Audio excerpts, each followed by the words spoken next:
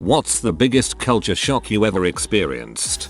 My parents were the typical Asian kind, hard to please and difficult to impress. When I graduated class valedictorian for 6th grade, my mother complained that I did not receive any other award like best in science or best in math. When I fell down the ranks of top students, I was still in the top 10 though. My father told me that the reason he stopped attending school events was because he was ashamed of me. When my elder sister got pregnant a couple of months before graduating med school, my mom stopped talking to her for a month. They lived across the hall from each other, unforgiving of failures. That was the kind of parents that we had. When my girlfriend took her licensure exam for accountancy for the first time, she failed the test. I was with her when she told her parents about it. To this day I still remember the shock I felt for what transpired that day. We were seated in her dorm, me beside my girlfriend, and opposite us were her parents. She was finding it difficult to confess, and when the words "I failed" finally came out, the first thing her father said were "that's okay." Then my girlfriend started crying and her parents consoled her. They were hugging and giving her words of encouragement, assuring her everything will be alright and that the thing to do is to move forward and try again. I just sat there watching them and feeling envious, thinking this is what parents should be doing for their children. It came as a total shock to me. This level openness and understanding this kind of parent-child relationship was alien to me. I promised myself that if I were to become a father I would be like her parents. I don't hate my parents though. They weren't bad people. They just had ridiculously high expectations of their kids. My siblings and I had a happy childhood for the most part. Sometimes we would sit and talk about how crazy our parents are and laugh a lot. When I was a kid, one of my mother's friends was a woman from a very tough background who had left her husband because he used to hit her and her children. She had 3 kids and was living in a 2-bedroom council flat in a tough part of Glasgow. My mum met her because they were both doing part-time university degrees as mature students. She was studying to get a teaching qualification. I became friends with one of this woman's kids when I was about 6 or 7. I'd go over to his house for the night sometimes and we'd generally wander around the local neighborhood just doing what kids do. He always carried a rucksack and was always on the lookout for empty glass soda alcohol bottles. If he saw one, he'd grab it and stick it in the rucksack. After a while I started bringing a rucksack along when I visited so we could double up on glass bottle carrying capacity. The reason he did this was that, in Glasgow back then, a sort of proto-recycling scheme meant that every one of those bottles was redeemable for 5p at any shop that sold them. They'd collect them, give out 5p per bottle, send them off to be recycled, and be reimbursed for their time by the local government. We'd collect a bunch of these then. When we went back to the flat in the afternoon, my friend would proudly hand over a few quid in coins to his mother. He used to do this constantly and it meant, this being the 1980s, a decent little earner to help pay for a bit of the household expenses and so on. I came from a family with a detached house in the suburbs that had 2 cars, 2 parents, 2 nice holidays a year, and no real worries when it came to money. Not rich, just lucky to be standard middle class. Meanwhile, this woman was raising 3 children by herself while studying to become a teacher, in a tiny little damp flat in a bad part of town. She never asked her son to do what he did. He just took it upon himself aged 7 or whatever to go out and do it. It took me a while to understand what was happening, but once I did, I can honestly say it was one of the defining events of my life. Bit of an aside, but thank you for the nostalgia. I have fond memories, as a kid growing up in Glasgow, of going round collecting bottles for pocket money. A lot of road workers drank pop from glass bottles and we must have collected 20 quid's worth when they did up a load of the streets around us. Recently moved to the US 9 months ago, and I am still not used to everyone asking me how I am doing. I am from Norway, and if the cashier asks how you are, you get embarrassed and don't know how to answer. Trying to cross the street in Hanoi, Vietnam. You can spot somebody who just got in a mile away because of the look of apprehension and confusion on their face as they try to figure out how to do it. There are very few crosswalks with walk signs. In most places you look for a gap in the traffic and go. In Bangkok you just make sure the flow of traffic would have time to stop before they hit you and you just go and maintain a constant pace. In Hanoi, especially near the French Quarter, you just slowly walk into traffic. There are no gaps. You can sort of put your hand out to let people know you're going, but you just kind of maintain a slow, inching, walking pace and traffic will part around you. Scary AF the first time. I am Tar. Michael Gusoff from Argentina and Spain. I eat lunch at 12.30 hours and they are shocked. And the fact that for them lunch is at 16.00 is too crazy for me. Argentina is on a different schedule. I lived in Buenos Aires for couple months. You can hardly find anything open before 10.00. It's a city that wakes up late and stays up late for sure. I freaking love that city though. Moved to Australia from the Philippines. Driving normally between 60-80 kph is just impossible to achieve in Manila. Traffic management has been superb. Melbourne, as compared to Manila, so I just laugh inside my head when people here complain about being stuck behind the right light for like 2 minutes or something. I've driven all over the world, but the one place I refuse to take the wheel is the Philippines. People complain about traffic in Toronto, and I just shake my head and say Manila. Holidaying in Tokyo and watching 5-year-old kids walk themselves home from school and catching public transport, all by themselves. I taught in Japan. My first week there, a kid fell asleep on the train and some random old lady buttoned up his jacket and tucked his bag under his arm. Came to NYC and located a good British chippy in Lower Manhattan. Bought sausage, chips and gravy. Would be about 3-4 quid back home. The British guy behind the till managed to keep a straight face as he charged me $20.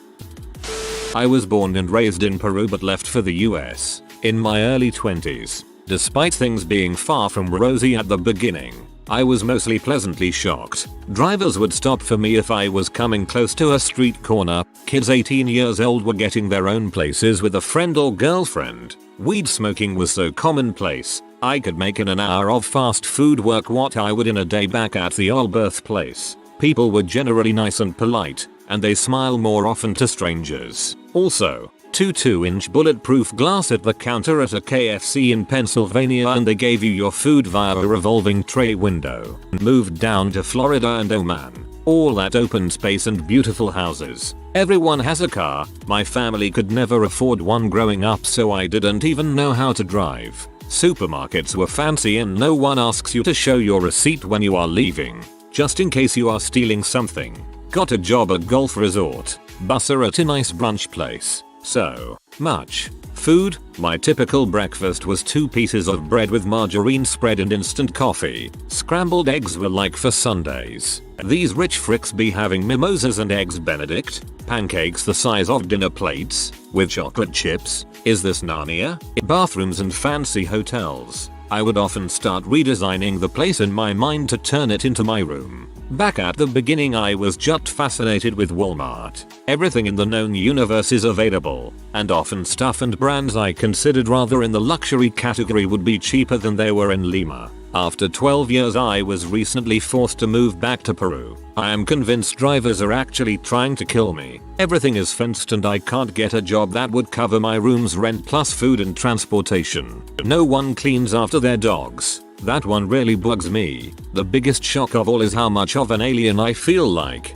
Even worse than when I first moved to the US. Sure makes me appreciate my time there a lot more. So I'm Norwegian, but I went to New Zealand for a year. The culture shock for me was how open Kiwis talk, and how there's no such thing as stranger danger. And as a typical Norwegian introvert, it took a while to get used to. I'd meet a stranger and they'd be breaking the touching barrier right away and start talking about their cousin's rash and all their weekend plans. Even bigger shock returning to silent Norway. I was born in Hawaii and lived on the Big Island until I was 6. Little me was used to wearing flip-flops, or no shoes, and lightweight dresses, swimsuits and shorts and a t-shirt everywhere. It was too hot for anything else, or it would just get dirty. Cut to my family moving to Ontario, Canada, about 3 hours north of Toronto. My dad was working in the vacation business, so we moved to an actual ski resort for the first few months. My sister and I were enrolled in Catholic school and suddenly I had to wear clothes. But not just clothes. Stockings, jumpers, shirts with too many buttons and shoes that had to shine. Coats, hats, gloves, different shoes to wear outside. 6-year-old me could not comprehend any of this. We even had to change for gym and then change back. My mom helped me put my stockings on in the mornings, but after gym I would have to put them on by myself. One day my teacher called my mom to come get me because I decided to start some sort of anti-clothing revolution and was jumping around the changing room in my underwear with my stockings on my head. TLDR. Moved from the big island of Hawaii to Canada at 6 and suddenly had to wear a lot of complicated clothing. This reminds me of the plot of the Disney Channel movie Johnny Tsunami. Marrying into my wife's Mexican-American Native American family. I come from a small white family. My wife's family is huge. At our wedding I had 15 people attend, which was nearly my entire family. She had 200 people attend, which is only a small fraction of her family. Those that didn't get invited were quite grumpy about not getting invited. When I first met her extended family I was overwhelmed. There was like 50-60 people at her grandma's house on Christmas. Some of her uncles didn't like how quiet I was being and started telling my wife, girlfriend at the time, how she needed to be careful of the quiet ones, and several of them took me aside to threaten me. Then of course I made a major faux pas. I refused food from her grandma. I've since learned that it would have been better to just slap her in the face. It took me 10 years to undo that damage. I didn't win over her last uncle until I got absolutely tanked at his daughter's wedding reception. At which point he decided I wasn't just a stuffy white guy. Once my wife coached me on her culture I was able to fit in better, asking for food, allowing the women to serve me and clean up after me, taking plates home when I leave, being more outgoing, etc. Now grandma calls me Mijo and introduces me to everyone as her grandson, which earns her a lot of confused looks. Since her grandma has accepted me everyone else has too, and according to my in-laws I'm Mexican now. All in all would do again, but it would have been nice to know that what's rude on the white side of my family is endearing on my Mexican side and vice versa. I refused food from her grandma. Faints in Cuban. Probably when I was in China and people would either come up to me and ask to take a picture of me, or just straight up starting taking pictures of me right in front of me. I'm 6'2" and a woman and they thought I must be a model, or a freak. I mean people think it's odd where I live but they don't come up to me and go you're tall. Picture? One guy stopped taking pictures of animals in the zoo to take pictures of me. I must be on so many Chinese people's social media and family photos. People would come up with their kids and think it was great. Basically this, but I'm 6'6" and had longish hair and a beard at the time. It was okay in Shanghai where the locals are totally over funny looking layaway, but when I went to Hangzhou it was freaking ridiculous. I got to experience all the absolute worst aspects of being a celebrity with none of the perks. Last year my wife and I took a trip to Japan for 2 weeks. The trip itself went splendidly, and we particularly appreciated how polite things were at all times no matter where we went. Then we flew into O'Hare Airport in Chicago. I grew up in a working class city where passive aggression wasn't a thing. If people didn't like you they made it obvious. Shouting matches and fist fights were pretty common. Then I get a job at a snooty Ivy League university and nobody expresses what they actually think or feel. Snide remarks replaced insults. People quietly conspire against you while pretending to be your friend. And you can't call people out on their bulls without getting socially shunned because everybody is neck deep swimming in it. I went the opposite way, from college to a union job. It was refreshing when some jackass was late and you heard hey mother, show the frick up on time tomorrow and stop being a piece of crap.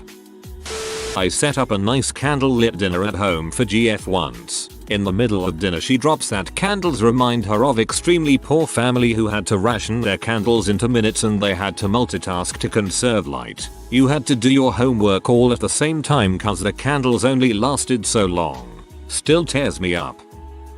A few years back, our family went to Japan for a family trip. We were in a restaurant, and my dad tipped our waitress while we were leaving. About 5 minutes after we left, we saw our waitress running down the street. She handed our money back to us. We were all confused, so my dad tried to hand the tip back to her. She wouldn't take the money, and ran back to the restaurant. We didn't realize this, but tipping is considered rude in Japan.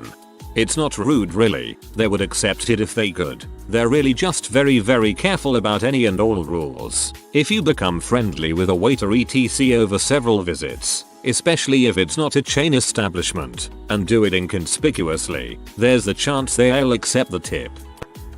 When I got my first teaching job, I had moved from New Pennsylvania to southern Arizona. I rented a house with my husband and another couple. The house was huge, absolute insanity for what we paid for it. When my students found out I lived in a 2-story house, they all were in disbelief. I was told that only rich people lived in 2-story houses because no one can afford the AC bill in the summer. In my defense, I was making around $29,000 a year and paying for a cross-country move. So definitely not rich, but it really put my students' level of poverty smack dab in front of my face. Rock concerts in Japan. You have a number on your ticket and everyone queues according to that number. Yes, they managed to queue of hundreds of people in front of a venue according to the order in which they bought their ticket. It's fair. If you buy your ticket early, you can get the chance for a better spot and you have a chance to buy limited merch that is usually sold out after minutes. When the venue opens, they call out every number and as soon as yours is called out you can go in. They do that every time. They do that at small venues with 20 people waiting, and they do that at festivals. Another thing, even after 2 days of festival, the venue is clean as frick. Not one water bottle, not one wrapping paper or anything. I was at Summer Sonic, Fuji Rock and Osaka Met Rock, and it was clean everywhere. Japan is all about the respect.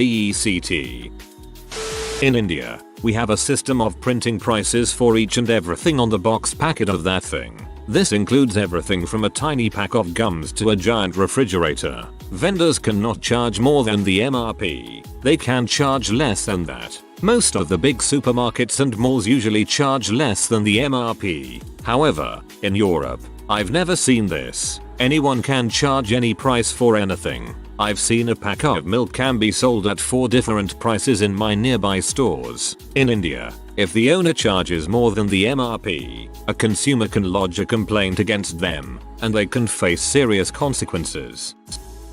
Watching children in Mexico happily eating crickets like they were popcorn. Also, 4 or 5-year-old kids out at 10 p.m. to sell gum.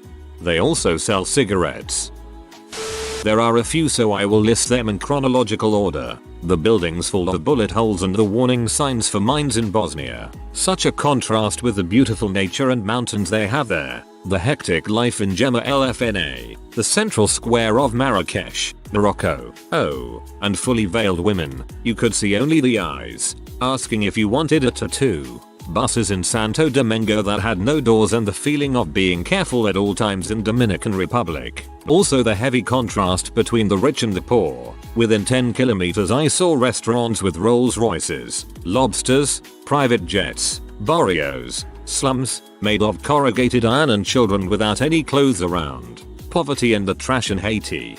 The contrast between the doctor and Haiti is extreme. In the doctor we saw Haitian men working demolition with no shoes and a homemade sledgehammer.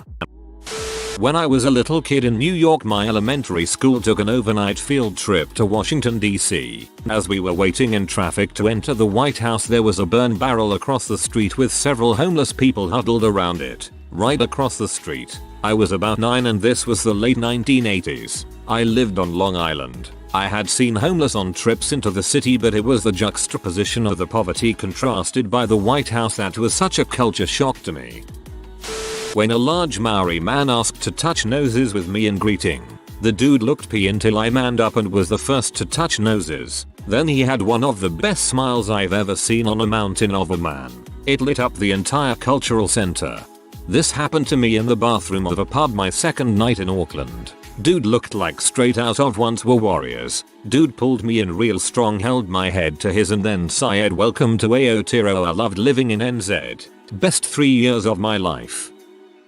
Weirdly enough, it was returning to America after spending years abroad in Albania. As mentioned elsewhere in this thread, Albania didn't have any international food chains or restaurants. Everything was local and, usually, tasted great. I think what it was for me was when I was going to Albania, I psyched myself up. I knew I was going to a foreign country and that things would be different. And they were. Most stores were no bigger than the size of my bedroom back home. Open air street markets were common and roadside shops were everywhere. Most people didn't own vehicles and walked or relied on public transportation. But when I returned to America, I was just going home and didn't really think about it much. But after several years it was weird. The day after returning home, we went to a Costco. Walking around that place on that day was one of the most surreal experiences of my life. Packages of food were huge and there was just so much of everything. We drove our cars everywhere and I realized my little hometown doesn't even have a proper bus system.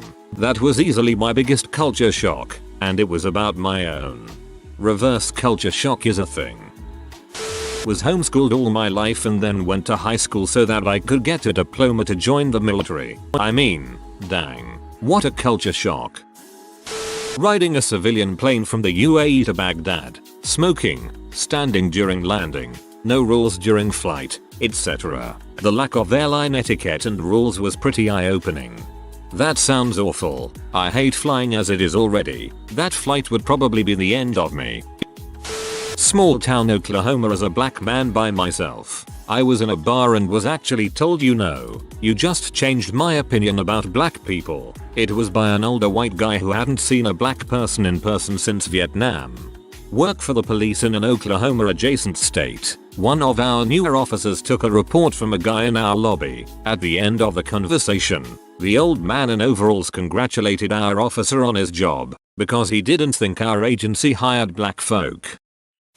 I grew up in a relatively poor neighborhood. Lot of rough crap going on there, but we won't discuss all of it. Suffice it to say, even at a fairly young age I was pretty sure I'd seen some crap. In middle school I made friends with a kid that lived in the trailer park across town. The trailer park kids are a whole different type of poor. I remember the kid I was friends with as soon as I got there goes, let's go to the creek. Darius got his fishing pole back. Okay, whatever the heck that means. So we go down to the creek and there's this kid Darius and he's fishing in a creek and there's about 12 kids standing around watching him. Every so often he's catching a fish and handing it to one of the kids and the kid is taking the fish and running off giddy as heck. He finally catches one and hands it to my friend. He and I skip off back to his trailer. My friend takes the fish, as is, puts it in the microwave, and then when the microwave beeps he takes it out and starts eating it with a fork. I almost puked.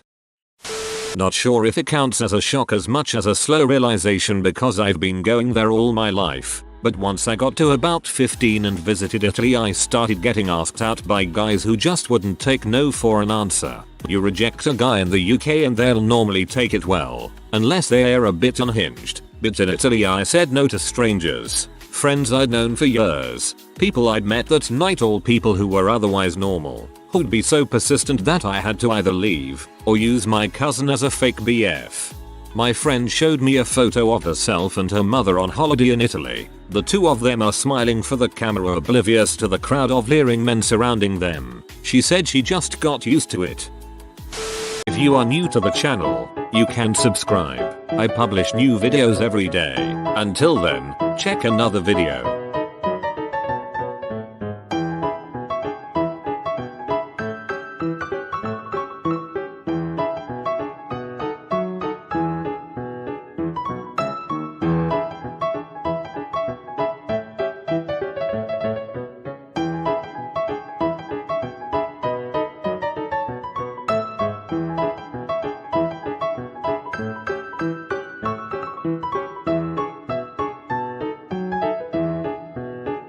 Bye for now.